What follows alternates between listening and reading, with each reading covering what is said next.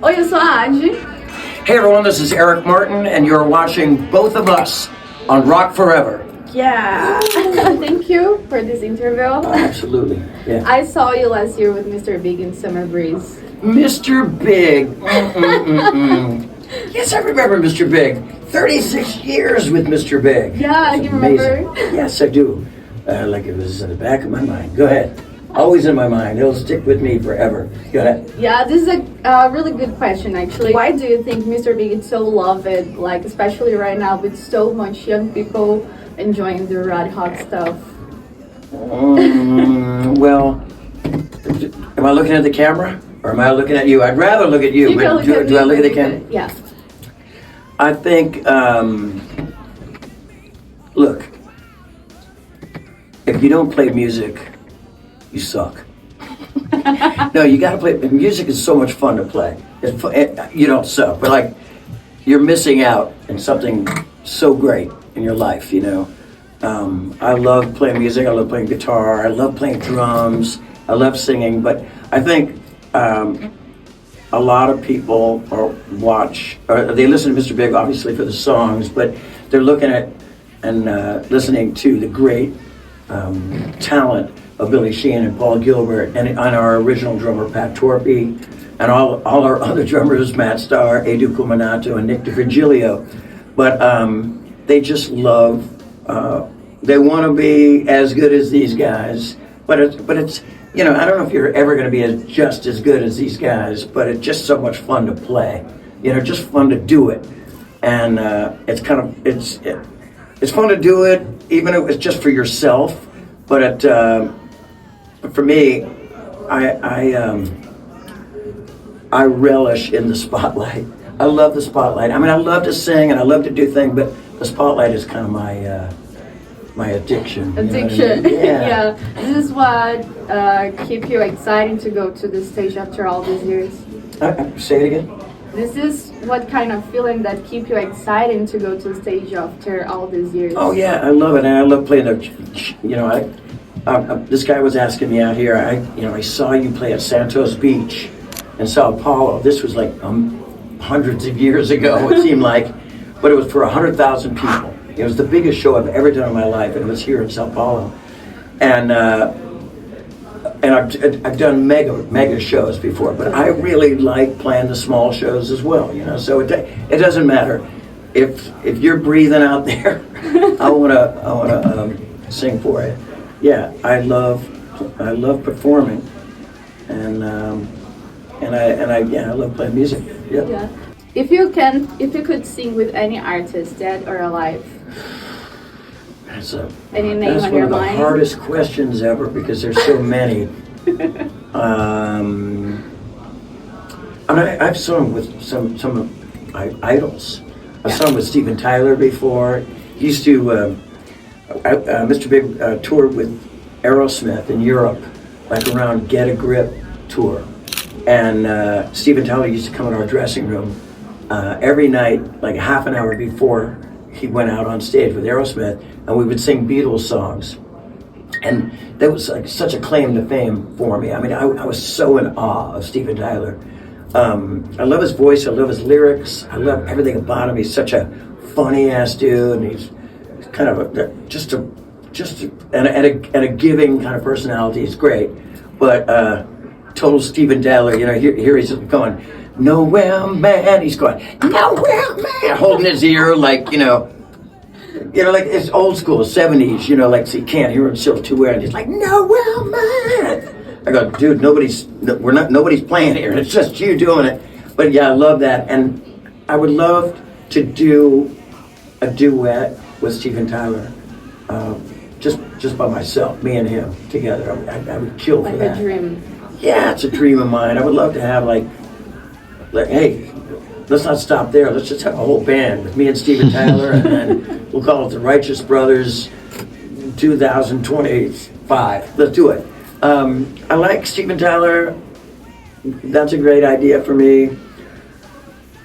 I believe it or not, there's an artist that I really love. His name is John Mayer, a guitar player, singer, and I think he's brilliant. Just a brilliant writer. It's really different. Yeah, totally different. I'm looking. I love. You're looking at me like. No, it's not hard rock, Eric. It's awesome. It's just no. I like. I would love to. I would love to sing with Lizzie Hale. Oh. Yeah, I think she's brilliant. But I've sung with a lot of great people before. I've sung with Steve Perry. I've sung with Steve Lukather. But Steven Tyler, I think, is my ultimate hero. I sung with Sammy Hagar. Sung all the greats. I sung with Richie Kotzen. In the house. When I told my mom that I'm going to talk to you right now, she's like, "Oh my God, ask him about Rich Kotzen." Oh, that's just what a letdown that is for me right now. I'm just going to ask your mother if she was single. All right. Mom. No. Yeah, no. You've given your heart to Richie Kotzen. That's okay. So my heart's spoken for. All right. Oh, okay. Let's keep calm. You know, Richie Kotzen was a kind of a dream come true for me because we didn't know what we were going to do when Paul Gilbert left in 1996, and Richie. It was kind of funny. I was playing in a bar band. Eric Martin band, but I was playing a little local bar in my hometown outside of San Francisco, and I'm playing the gig, and it's kind of outdoor, indoor type of show. It's kind of funny, and this like homeless guy comes up. He's got jacked up teeth, and he's like, "Hey, bro, hey, can you spare some money? I haven't eaten in a long time." And like while I'm playing, I go, "Yeah, hold on for a minute," and I get the band to kind of like, gung, gung, gung, gung, gung, right? And I reach my pocket, and I give this guy like $10, right? But I look at this guy, and there's like, he's like blue eyes staring right at me, and I go, "God damn you, Kotzen." He was Richie Kotzen, and he had fake teeth in, and like I go, "Oh man," he goes, "I knew I loved you, Eric Martin. You're good. You have a good heart. You have a good soul." And that right then and then I go, "God, you know, Mr. Big is not doing anything and hasn't for about 6 months now. You'd be ideal to step in, not step into the shoes of Paul Gilbert. Bring your own shoes because he's a." I keep using the word brilliant, but like a talented young blood. He's got fire. Just an incredible guitar player, but he's a great singer as well.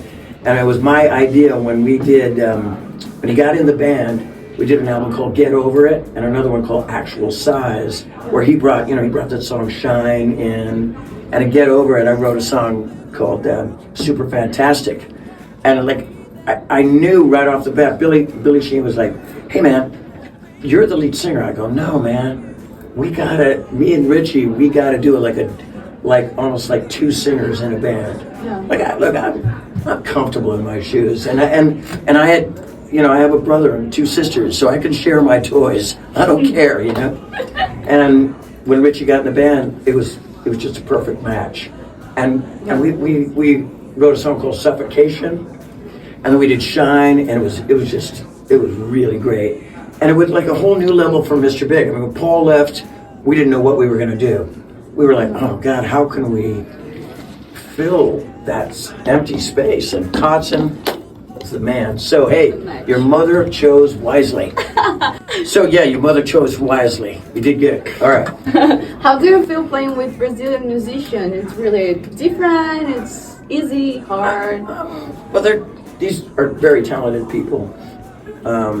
Leo Mancini is an incredible guitar player. BJ, I still don't know his last name, and nor do I want to know his last name. BJ is singer for Spectra. It's like Mandana. Okay, he's like Mandana. He doesn't need a last name. He's a really great singer because I've known these guys for a while, and Edu Cominato played drums with Mr. Big for about a month and a half, and he's different than Nick DiVirgilio. Nick's a great rock and roll drummer, but he has a little more prog kind of style to him. I don't know why I'm looking at him. Pablo, sit down, will you? Pablo, why don't you get in the camera, because now people off camera, they go, "Here, keep showing this, Lexi. Here's Pablo Malone. All right, hey, 15 minutes of fame. Bye-bye now. Yeah, we got a minute. We have a minute. So Edu Cominato, Leo Mancini, BJ, and that there's another kid out there that I'm not going to say that he's going to give Billy Sheehan a run for his money, which means, I mean, here's Billy and Henrique. I don't even know Henrique's last name, but we call him Baboon, right? Baboon. Yeah, the best man. Oh, dude, he's a great bass player. But you know, come on, Billy Sheehan's got history. He's got history, and he's a little older, so there he is. And do you have any memories of tours with Mr. Big that you want to share? Like, this is really amazing and insane.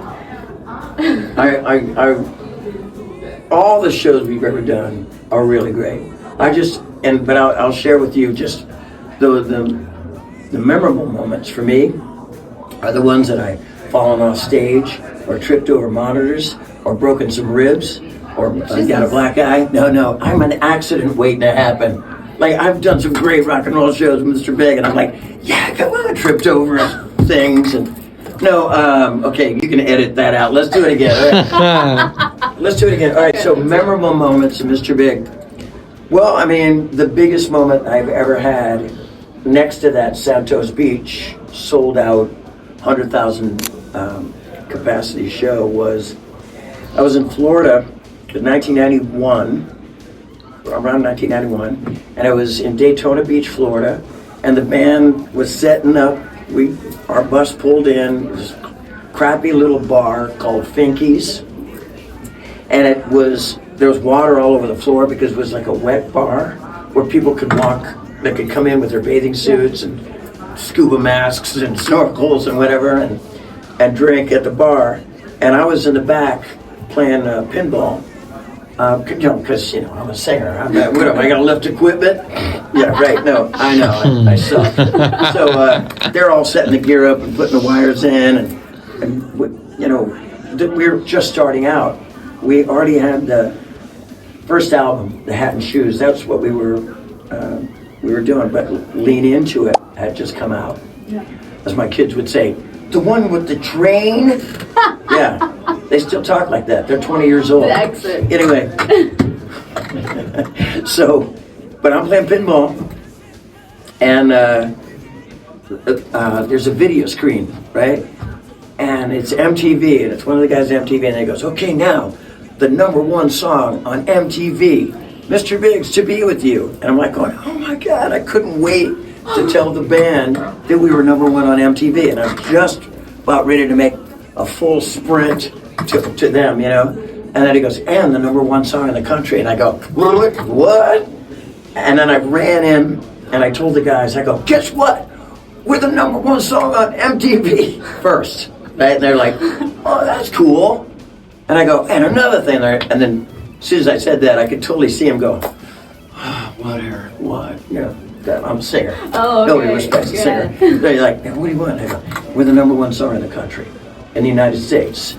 And immediately, and then we're all freaking out. We're like toasting champagne, And I went to a drugstore and found Billboard magazine.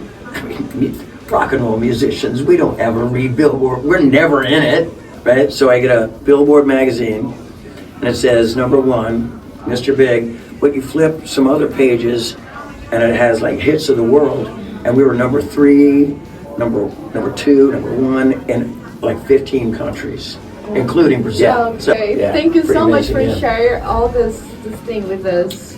Thank you so much.